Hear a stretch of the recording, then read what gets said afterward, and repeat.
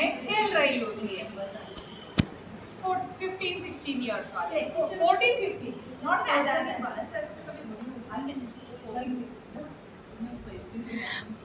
ठीक है।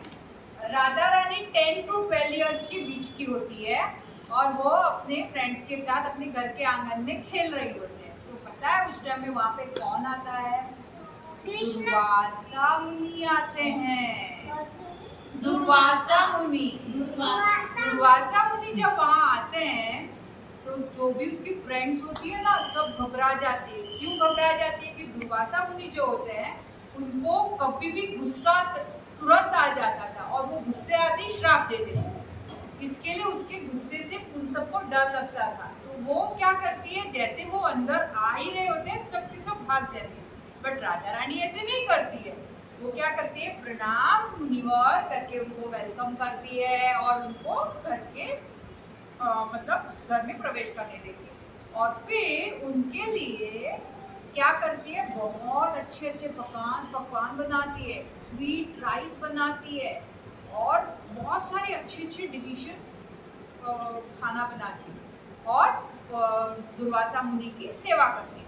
दुर्वासा मुनि जो है वो इतने प्रसन्न हो जाते हैं, उन्होंने बोलते आज से पहले मैंने इतना स्वादिष्ट अमृत जैसा प्रसाद, इतनी स्वीट राइस ऐसे पहले कभी नहीं खाया। तो बहुत खुश हो जाते हैं और फिर वो उसको क्या ब्लेसिंग्स देते हैं। देखो, एक तो ये कि वो हमेशा यंग ही रहेगी, ठीक है। दूसरा ये कि वो जो भी बनाएगी ना, जो भी उसके हाथ का रसोई खाएगा वो हमेशा हेल्दी रहेगा, फेमस होगा और मतलब लंबी आयुष्य, हाँ, उसकी लाइफ जो है बहुत बड़ी रहेगी। 3 चीज, जो उसके हाथ का जो बना हुआ रसोई खाएगा, पकवान खाएगा, वो हेल्दी रहेगा, लंबी आयु रहेगी उसकी और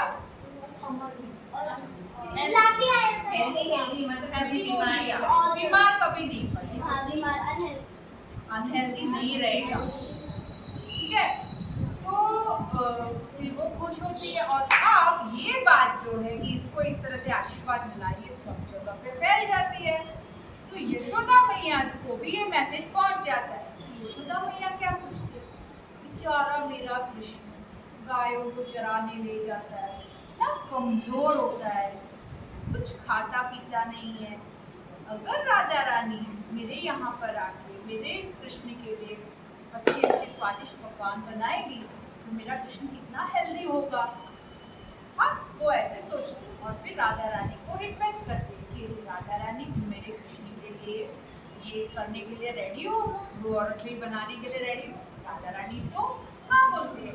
अब एक्चुअली ये जो पास्ट टाइम है ना, दुर्वासा मुनि ने जो उसको आशीर्वाद दिया है ना, वो किस लिए दिया पता है? ताकि वो राधा रानी हमेशा कृष्ण के पास उनके घर आते जाते रहे, उनको मिलती रहे। तो होता ये है कि वो रोज आती थी, अच्छे अच्छे खीर बनाती थी और भी बहुत सारे व्यंजन बनाती थी और कृष्ण को खिलाती थी।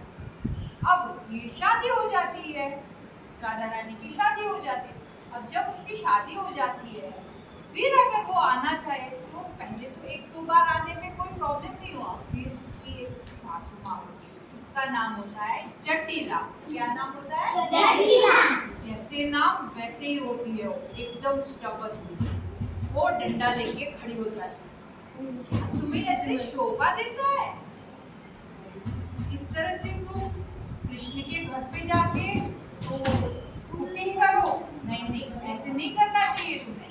तो तुम्हें क्या करना चाहिए? अगर तुम्हें उनको, फिर यशोदा को भी समझा देती, देखो अभी राधा रानी की शादी हो गई है, अब वो आके रसोई नहीं बना सकते। तो फिर यशोदा को जटिला एक उपाय देते, देखो तुम्हें अपने कृष्ण को राधा रानी का बनाया हुआ खिलाना ही है ना, तो उसको टिफिन बॉक्स में बना के हम भेज देंगे, वो यहाँ पे बनाएगी और आपके वहाँ पे पहुँचता। अब राधा रानी मन में सोचते, ये तो ठीक है कि उसको बनाया हुआ खाना तो जाएगा, लेकिन मेन इंटेंशन क्या होता था, वो खाना भी बनाती थी और खिलाती भी थी, तो कृष्ण का दर्शन तो होंगे नहीं ना। उसका प्राकट्य क्यों हुआ था कि भगवान की सेवा कर सके, ज्यादा से ज्यादा सेवा कर सके। अब उसके दर्शन नहीं होंगे तो वो बहुत उदास हो जाती है। कौन भेज तो देते, कुछ दिन भेज देते, लेकिन एक दिन वो बेहोश हो जाती है। कौन बेहोश हो जाती है? राधा रानी। तो बेहोश हो जाती है तो उसकी फ्रेंड्स जो है सब चिंतित हो जाती है, जटिला भी है वो भी चिंतित हो जाती है। अब ये बेहोश हो गई है तो क्या करे, इसको तो ठीक करना पड़ेगा ना। तो वहाँ पर एक वैद्य को ढूंढने के लिए एक वहाँ पे प्रसिद्ध वैद्य होता है, वैद्य मतलब डॉक्टर, उस टाइम में डॉक्टर नहीं हुआ करते थे, उसको वैद्य बोलते थे। तो वैद्य होता था, तो वैद्य को बुलाने की बारी आती है। तो वैद्य को बुलाने जाने का कैसे? अब उसकी एक फ्रेंड होती है, राधा रानी की एक फ्रेंड होती है जो वो वैद्य की डॉटर होती है, उसका नाम होता है विंध्यावली। क्या नाम होता है? विंध्यावली। अब वो बोलती है विंध्यावली जो है यहाँ पर आई हुई है, मतलब उसकी वो भी मैरिड है बट अभी मैके आई हुई है।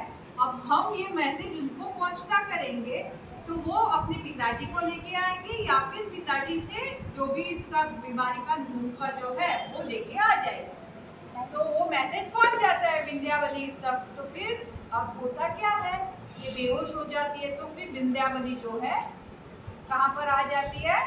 राधा रानी के पास। अब वो जब इनके घर आती है तो डॉक्टर वैद्य की बेटी है ना, तो बोलती है कि जो विंध्यावली होती है वो बोलती है कि मैं राधा रानी को ठीक कर सकती हूँ, मैं उसके कक्ष में ठीक कर सकती हूँ, लेकिन मेरा एक कंडीशन है।